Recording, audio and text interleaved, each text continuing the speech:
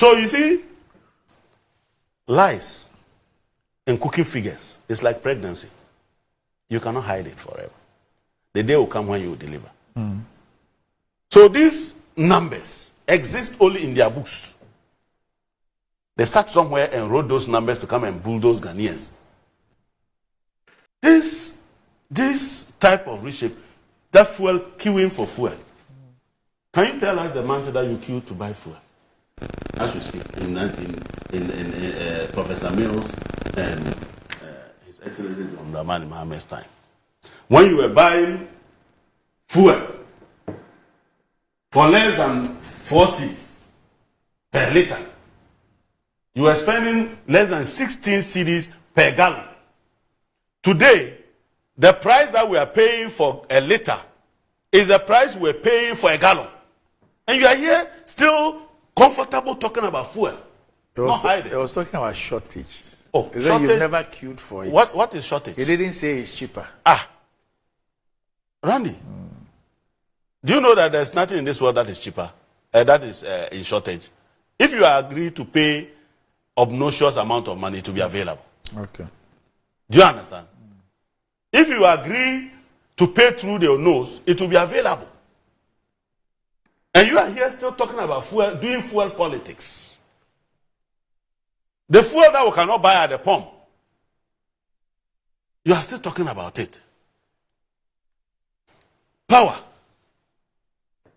Somebody generates the power, and you come and say that because you are able to sell it cheaper than the one who produces it, you are better than the person. But Randy, are we not in this country? How many times have the electricity bills gone up in the last 2 years? Electricity bills have gone up for more over 80%, and you are talking an average of 11%. From where? Which data? You see, this is the type of cooking of data. Electricity bills, every quarter, it goes up. Every quarter, it goes up. Every quarter. It is your IMF program that every quarter you increase electricity bills.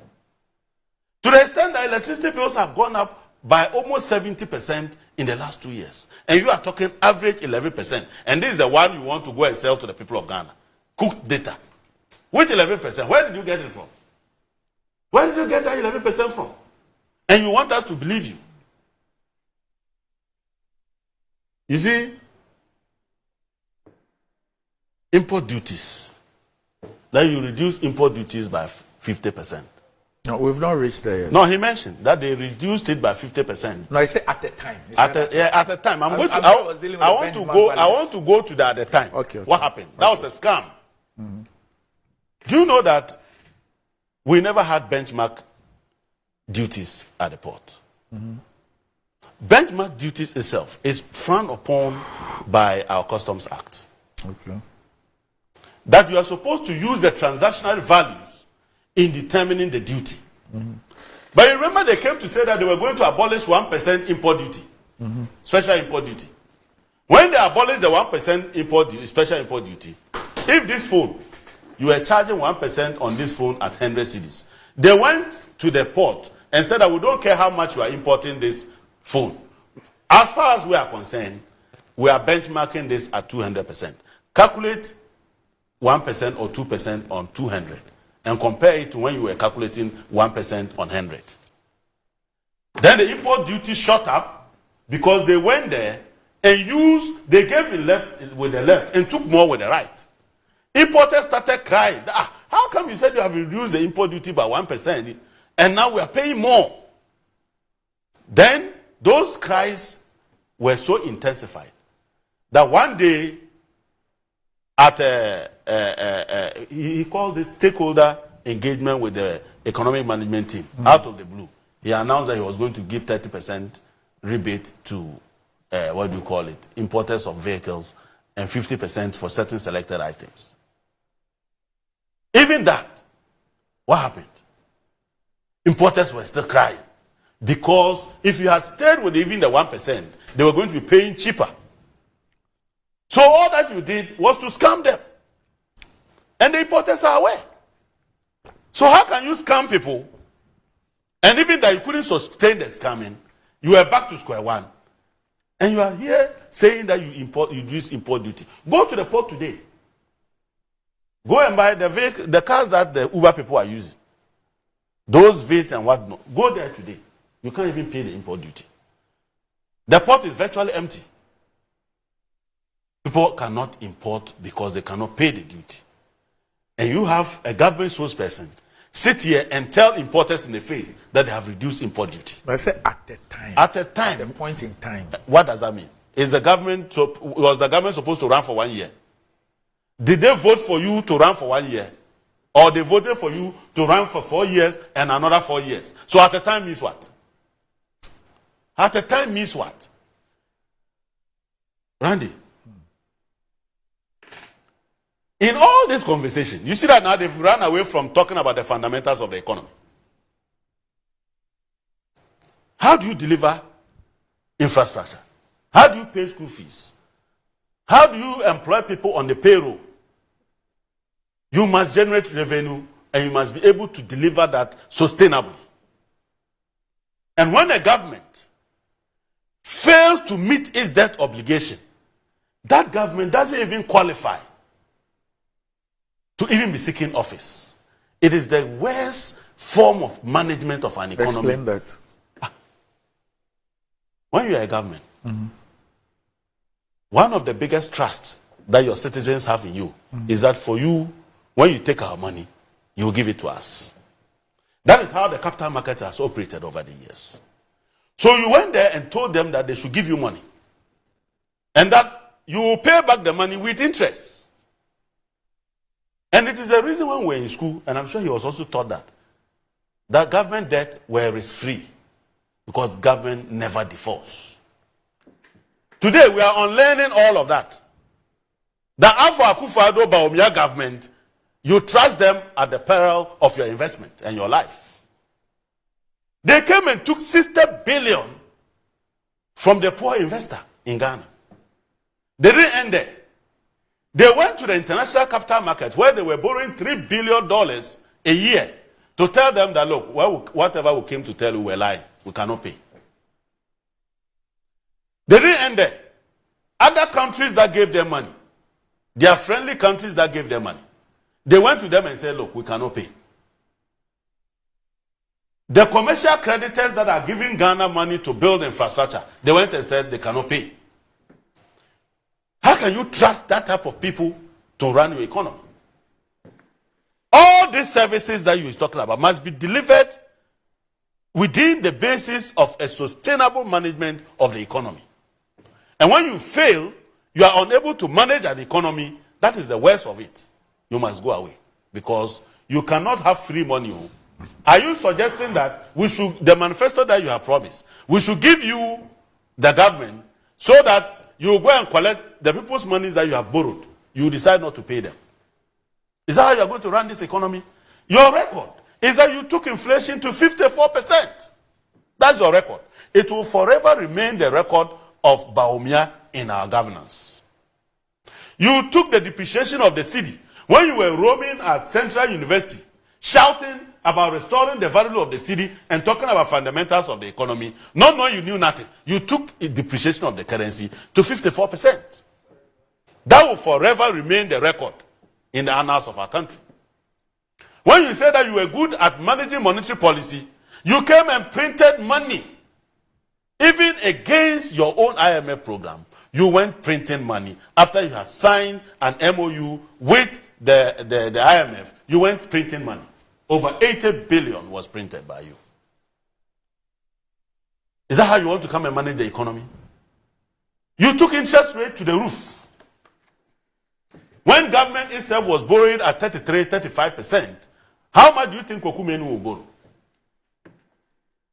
In this mess economy, you are presenting to us that you have created 2 million jobs or 1.2 point something million jobs. You think that we don't think. We will not find you out. I want Dr. Bawumia to come to Boga and commission one of his dugouts in the name of one village, one dam. He should go there. Today, if you go there, even we are in the rainy season, you may not even find water to water chicken. And you want to come back. You said that you were going to give Zongo $50 million a year. It's been almost 8 years. Have you given them $400 million? And you still want to come back? You came and told us that you give each constituency $1 million a year. It's been almost 8 years. Have you given each constituency $8 million? And you still want to come back? You were on the campaign platform promising that you will build greenfield factories. You didn't say that you go and paint people's factories. You didn't say that when people are building their factory, you come and load them with some tax exemption and go and write your name there. No, you didn't say that. Because the private sector did not come on the campaign platform to promise those factories. Go and show me the factory in Boga that you have built. You came and told us that you will construct the Palugu multipurpose dam of about almost $950 million. You scammed them and took $12 million for no work done. You still want to come back? Look, the cocoa sector. You have collapsed the cocoa sector. Cocoa sector is completely gone. You cannot even produce 500 metric tons. 500,000 metric tons. You can't. And you are here saying that you want to come back after you have destroyed the livelihood of cocoa farmers. You said that you fight Galamsey. You came and became architects of Galamsey. You still want to come back after you have destroyed our environment. Randy, our youth are jobless. Unemployment is through the roof. Livelihoods have been shattered. You came and destroyed our banks. Over 422 banks and financial institutions were collapsed by you. And you threw almost 30 million Ghana cedis at this. You still want to come back? Is that how you manage an economy? No wonder they are not talking about economy. Toilet. If you ask them, toilet government. You need a toilet. You get up and you're talking toilet. You have built more toilets. You went to Abobloshi and promised them 32 seater toilets there. Go and show me those toilets. The next day, you went and evicted them and took them away from there and made them homeless so you don't build a toilet for them. You are still talking toilets. Go and show me the toilets at Aboblochi. Show me where the people are living now. You people came and said, if you do propaganda with the economy, the exchange rate will expose you. Where is the exchange rate today? Where is the exchange rate today? 16 cities. It's almost 17 cities now. Importers cannot import. Volumes have dropped because they simply cannot afford it. People's capital have been destroyed by this person. He says, bring me back. So that he will just finish you quarter. Randy. Agriculture. You say you are the champion of planting for food and jobs. You went to Ukraine, where the bombs are landing, where the people are fleeing for their lives. You went begging for cereals there. How lying can you be? What type of lack of credibility is that? You are in your country blaming Ukraine for your hardships. Then you go to the same Ukraine people and say, I beg you, give me some maize and wheat. The people that they are bombing, who you claim are your problems, now they can farm and give you wheat. Ghana beyond aid begging for wheat in a war-torn country. Right. Very dishonest group of people. Okay. Randy. So wrap up for me on this. Yes. We're in this country when somebody was touted as the economic whiskets. This is why he took us home. The things you are referring to the vice president. Vice President Dr. Mahmoud Bawumia, and they say I shouldn't talk about him. When I have a vice, mention his name. Oh, when I have if my child goes to school, and he comes to tell me that there is a doctor in economics who calculated depreciation of a currency and said that Ghana's currency depreciated by 240%. Polluting my student, polluting my child. You want me to have to clap for him? What is wrong with that? Rate of change to calculate depreciation? What's wrong with that? Where? Who does that? A currency cannot depreciate more than up to 100%. A currency can depreciate by 99.9%. He was bringing it to our level. No, it's not. No, our level. Our level. No, I'm not saying your level with me. Yeah. Me and my. Gideon, just hold on. Don't worry. You want me to give you my Gideon? Oh, you are polluting Gideon, people. don't worry. We'll come back and deal with currency it. cannot Isaac, just hold on. by more than You know the 99.99%. determinants of exchange rates? Oh, Master, You know one of the listen. determinants of Do you exchange know rates is something? inflation. Do you know something? Exchange rate calculation is already determined. We are no longer discussing theories. At the Bank of Ghana, the formula they use to calculate exchange rate depreciation is no rate of change. That is why even though your currency was gone, you didn't get 120%, but you got 54%. Because a currency cannot depreciate up to 100% because it loses its value 100%. Yeah. When it loses value, it doesn't exist to be depreciated again. And you have an economist depreciating the currency that has expired, depreciating it up to 240%. And you are here saying that what? All right. Okay. Where? Can you show me how that is done? Bank of Ghana, across the world, depreciation of a currency is settled. And this governor, this vice president, worked at the Bank of Ghana. He didn't learn that. Okay.